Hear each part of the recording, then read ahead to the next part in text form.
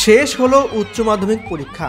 এদিন পরীক্ষা শেষে চওড়া হাসি মুখে পরীক্ষা কেন্দ্র থেকে বেরিয়েই নিজেদের সহপাঠীদের সঙ্গে রং খেলায় মেতে ওঠেন পরীক্ষার্থীরা। 18 মার্চ শেষ পরীক্ষার মধ্য দিয়ে সুষ্ঠুভাবেই এবারে সম্পন্ন হলো এইচএস এক্সাম।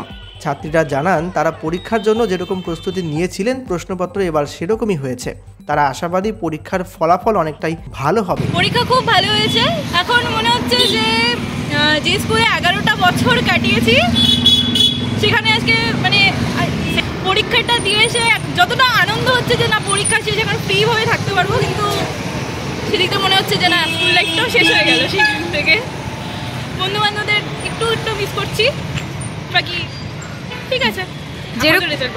যেরকম প্রিপারেশন নিয়েছিলে সেরকমই কি প্রশ্ন এসেছে? হ্যাঁ, আজকের পরীক্ষা দেখা গেলে আজকের পরীক্ষা পুরোপুরি খুব ভালো হয়েছে আজকের পরীক্ষাটা।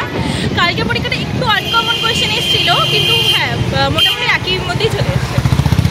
পরীক্ষা শেষ হয়ে গেলে এবার কি প্ল্যানিং রয়েছে? ঘোরার কি প্ল্যানিং রয়েছে?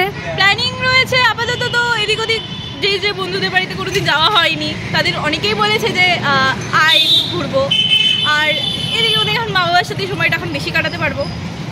আচ্ছা, নেক্সট কি নিয়ে পড়ার ইচ্ছা রয়েছে বা কোন কলেজে যাওয়ার ইচ্ছা রয়েছে? এখন বেসিক্যালি আমার কলকাতায় পড়ার ইচ্ছা। এখন ইচ্ছা তো আছে মিডিয়া সায়েন্স করার, তো এখন